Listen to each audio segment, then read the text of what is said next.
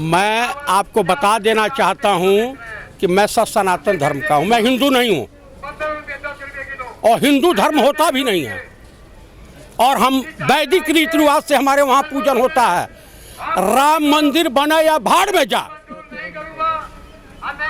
और भगवान करे कि पहले अयोध्या ही ध्वंस जा। ये सबसे बड़ा आफत का कारण, हमारे देश की बर्बादी का कारण राम मंदिर रहे या मस्जिद रहे न रहे, उससे हमको कुछ लेना देना नहीं। हमारे देश के नौजवानों को रोजगार चाहिए, हमारे देश के किसानों को उचित मूल्य चाहिए। यह तीनों कृषि कानून, किसान विरोधी कानून वापस करो, इससे ज्यादा कुछ नहीं। और जहां जहां ये चंदा काटने जाते हैं, जूते जूते मारो इनको, तब समस्या का समाधान होगा। भाई साहब, ये हिंदुओं की सरकार है, तो हिंदुओं ने वोट दिया है भाजपा को, संघ को। रामलला हम आएंगे, मंदिर वहीं बनाएंगे। तो इन बकलोल अंधविश्वासी चूतिए मूर्ख हिंदू अंधभक्तों से पूछा जाए कि अब कैसा लग रहा है कि 100 के पार सेंचुरी पार कर गया है, शतक लगाया है। हिंदुस्तान का पहला प्रधानमंत्री जिसने शतक लगाया है। गगन बेच देंगे, चमन बेच देंगे, अमन बेच देंगे और पूरे भारत देश की अस्मिता बेच देंगे। ये सत्ता के पुजारी हिंदुस्तान के आम नागरिकों के सर का कफन बेच देंगे। ये कोकीन, हथियार तस्करी, आरएसएस मुख्यालय नागपुर में आज के डेट में रेड मार लीजिए तो हथियारों का जखीरा बरामद होगा। जितने आईएसआई के एजेंट पकड़े जा रहे हैं, पाकिस्तान परस्त पकड़े जा रहे हैं, वो सब आरएसएस और बीजेपी के ही लोग उसमें शामिल हैं। और कैलाश विजयवर्गीय इंटरनेशनल ब्रांड का दल्ला है, दलाल है, उसी की दोस्त है। ये अंजना ओम कश्यप की हैसियत है, श्वेता सिंह की हैसियत है, चित्रा त्रिपाठी की हैसियत है, आरएसएस का दलाल रजा शर्मा की हैसियत है, और वो बलात्कारी दीपक चौरसिया की हैसियत है, अरविंद गोस्वामी की हैसियत है। जो इन सबों के खिलाफ कोई आवाज उठा दे, कल जेल के काल कोठरी में होंगे। अरे इस भ्रष्ट, व्यभिचारी, जुमलेबाज, धोखेबाज, देशद्रोही प्रधानमंत्री से ये कोई पूछे, जब तुम्हारे देश में कोई घुसपैठ किया ही नहीं तो वापस क्यों जा रहा है? किस बात का हिजड़े के माफिक काली पीट रहे हो? किस बात का पीट रहे हो? सोचना चाहिए, समझना चाहिए। मैं रोने का जो उनका अंदाज देखता हूँ, वो इस देश में कई बार रो चुके हैं।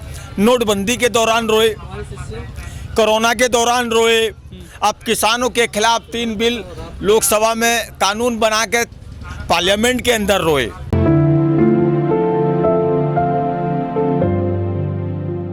मस्जिद की मीनारें बोली, मंदिर के कंगूरों से। आओ अपना देश बता लें मजहब के आरएसएस वाले और बीजेपी के लंडूरों से। समझ रहे हैं? मेरा कुत्ता कुत्ता, इनका कुत्ता टॉमी। वो रिया चक्रवर्ती चूंकि पंडिताइन थी, और ये जो गोस्वामी पकड़ी गई हैं कोकीन के साथ, कैलाश विजयवर्गीय की महिला दोस्त,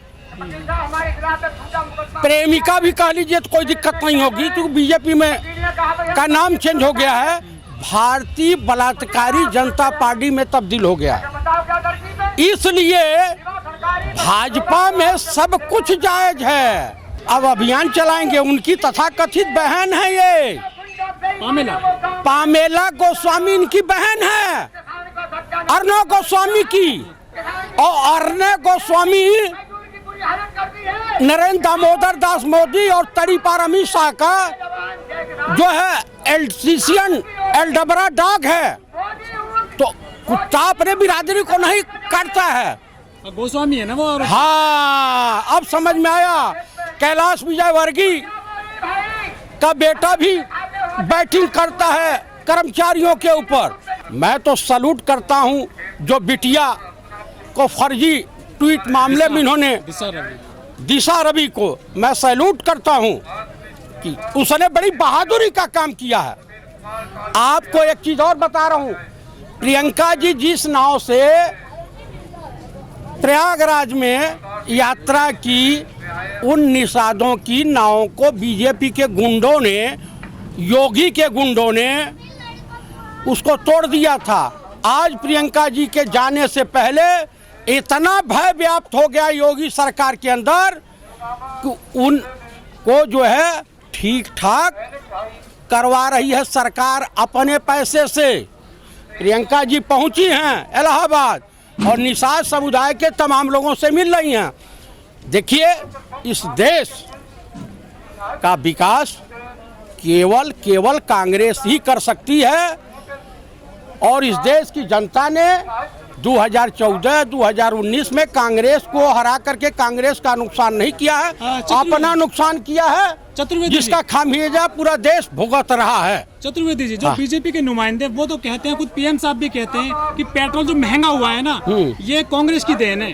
हाँ, जितना चाइना घुसा हिंदुस्तान में, जिसको जमीन बेचे, इनकी धोखाधड़ी की पूरी पोल पट्टी खुल रही है।